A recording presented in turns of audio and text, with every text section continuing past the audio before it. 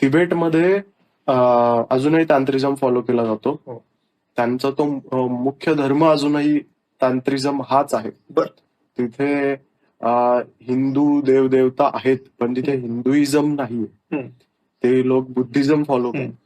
Buddhism जरी follow करत असले तरी ते इतकं लिक्विड आहे हो. की त्या सगळ्या गोष्टी, सगळ्या भारतीय संस्कृती सुद्धा आणि तिथली लोकल संस्कृती सुद्धा तिथे आहे. हम्म.